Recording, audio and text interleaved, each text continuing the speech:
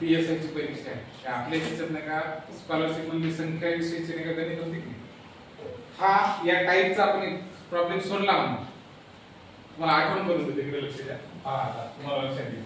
एका संख्येची 7 पट बरोबर आहे. काय म्हणते 7 पट आणि 4 पट यांची काय म्हणते बेरीज. एक संख्या बघूया. मी समजलं की एक संख्या अशी आहे. कोणती संख्या आहे x नावाची आणि हिची 7 पट बरोबर आहे. लक्षात ठेवा एक x ची 1 पट म्हणजे 1x. लक्षात आहे.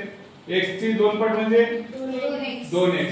x ची 3 पट म्हणजे 3x. x ची 4 पट म्हणजे 4x. x ची 1 पट म्हणजे 4x 5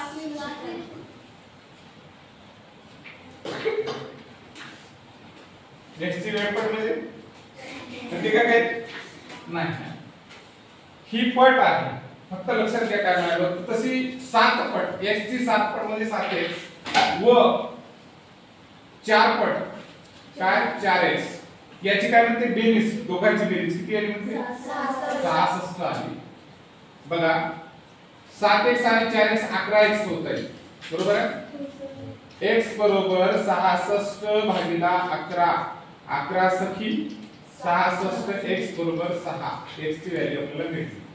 आता त्यांनी सांगितलं तर त्या संख्येच्या म्हणजे कोणत्या संख्येच्या रे हे x आलेले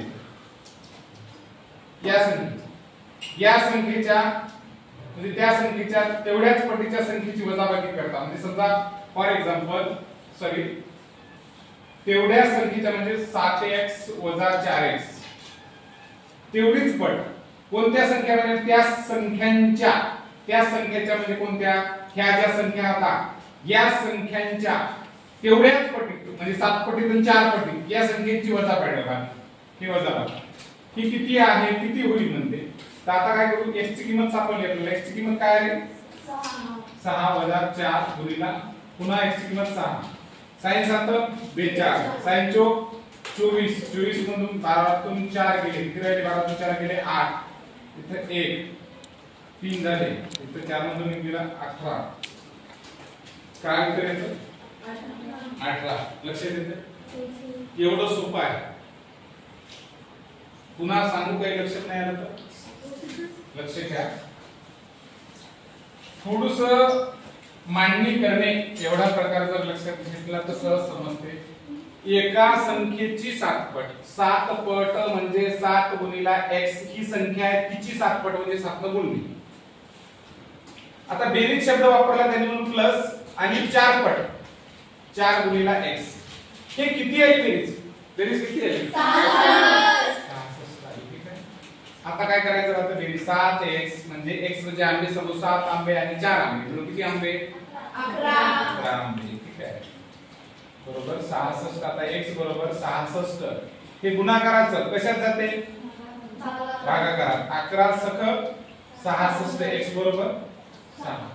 आता पुन्हा त्यांनी विचारलं त्याच संख्या कोणत्या संख्या हेच संख्या दोन आणि त्याची तेवढीच पट म्हणजे काय सांगितलं 7x आणि 4x याच्यातली काय म्हणते आता त्या पटींची वजाबाकी म्हणते. पहिल्यांदा त्याने बेरीज म्हणलं होतं.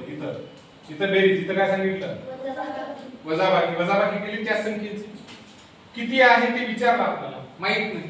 मग काढायची कशी तर x ची किंमत इथं आलेली आहे आपल्याला 6 तर या x च्या जागी 6 टाकला या x च्या जागी 6 टाकला याला 7 न गुणलं याला 4 न गुणलं वजाचं चिन्ह जशाला 7 चौक 28 नाही sin 7 42 वजा 4 sin चौक 24 करायला वजाबाकी किती आली 18 ते आपला आन्सर. एवढं सोपं आहे.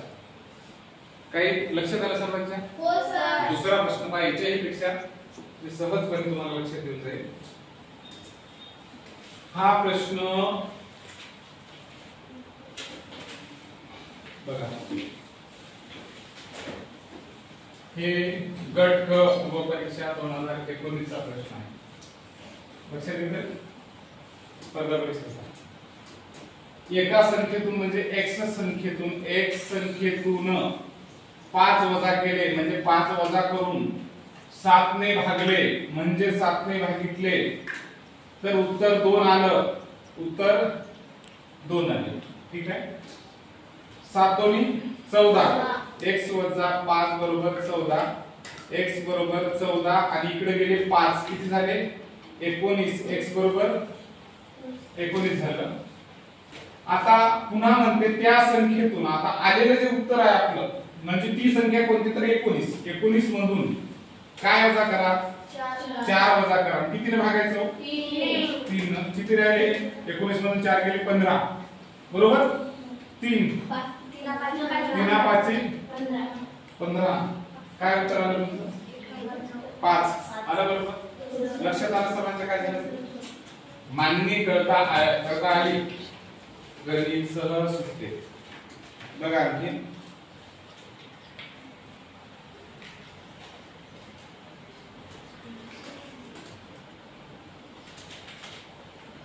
आता हे थोडस अवघड वाटेल तुम्हाला. एका संख्येची 1/9. आता हा प्रश्न थोडासा वेगळा वाटेल.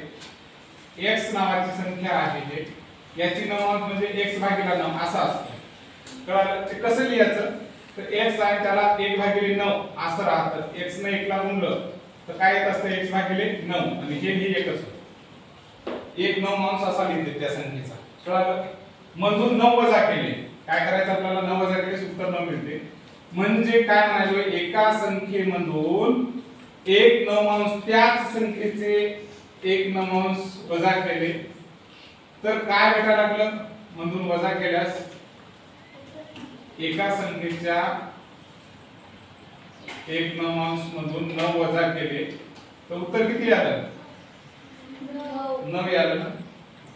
आता काय होते असं सोडत असताना तुम्ही थोडंसं नाही का प्रॉब्लेम मध्ये येत असता. तुम्हाला नाही का ते सोप्या दोन पद्धतीने करता येतं. एक बघा काय करायचं हा 9 कट करण्यासाठी सगळ्यालाच 9 म्हणायचं. हा 9 कट करायचा तर इथे 9 म्हणू ना इथेही 9 म्हणू ना आणि इथेही 9 म्हणू ना. हा 9 कटला x राहिला x वजा 9 81 इथं 9 81 आणि x बरोबर हे मायनस वाला 81 आहे. या बरोबरच्या इकडे 81 च्या पलीकडे जाऊन प्लस वाला 81 होती आणि 81 81 162 होतात. किती बरोबर ना 162.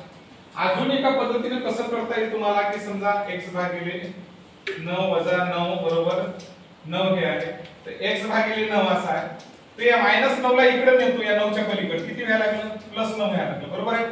आता x बरोबर हे 9 18 व्हायला लागलं. इथं भागाकारात 9 आहे तर भागाकारातला 9 इकडे जाऊन किती कशात जाते गुणाकारात जातो बरोबर आहे. आणि 18 गुणिले 9 म्हणजे किती व्हायचे 9 72 72 से 2000 9 9 आणि 7 किती व्हायला लागले 16 म्हणजे 162 असं ही उत्तर झालं. दोन्ही पद्धतीने सोपं आहे. 9 ला इकडे घ्या प्लस मध्ये पुन्हा 9 ने त्याला गुणा उत्तर 162 येतं. नाही तर त्याचा लसाअ काढा एलसीएम अशा पद्धतीने जमतं. काय उत्तर आलं आपलं 162. लक्षात येते. पुन्हा एक सोपं आहे गणित बघा.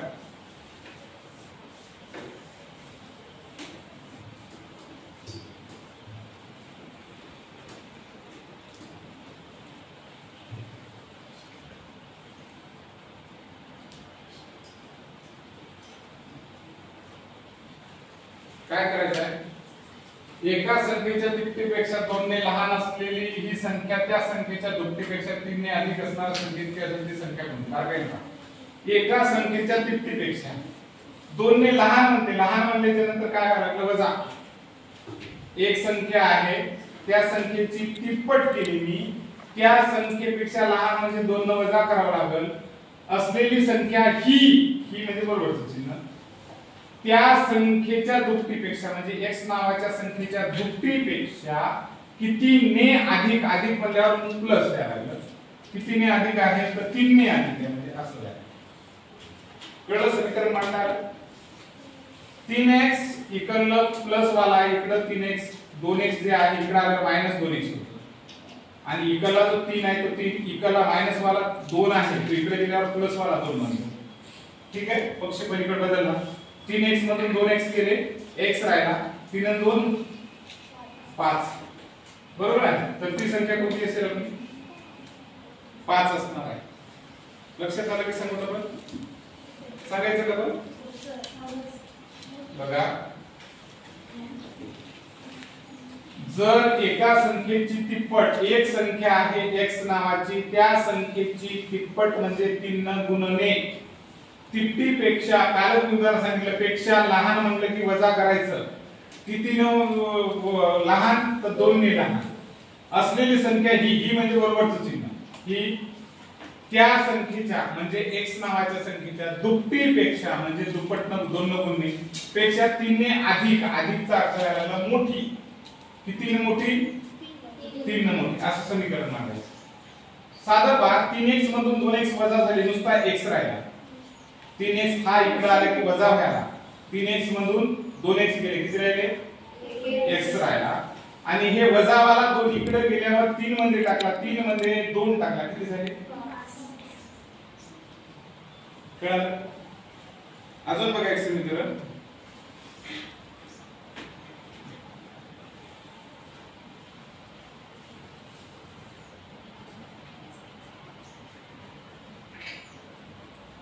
आता बघा, हा टॅक्स असेसमेंट मध्ये 2021 मध्ये आलेला प्रश्न आहे.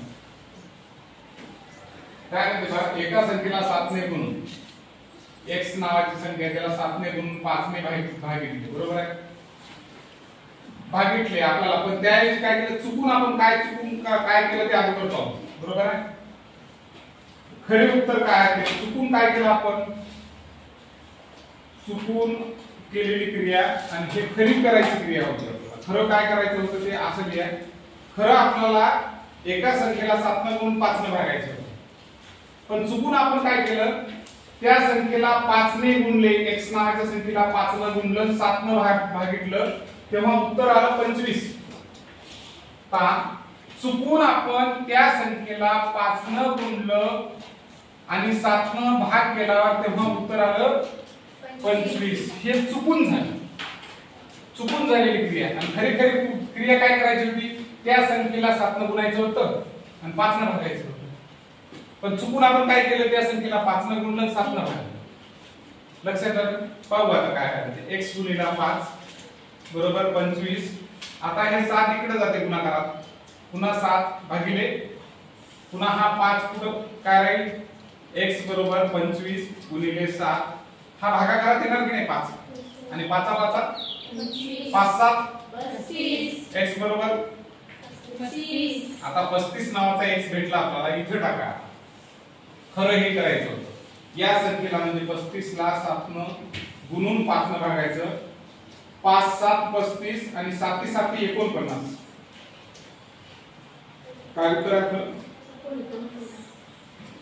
खरं हे करायचं होतं. चुकून आपण हे केलं तर आपल्याला x ची किंमत भेटली, पण करायचं काय होतं, पण x आलेली किंमत तिथे टाकून द्यायची, त्याला 7 ने गुणून 5 न भागायचं.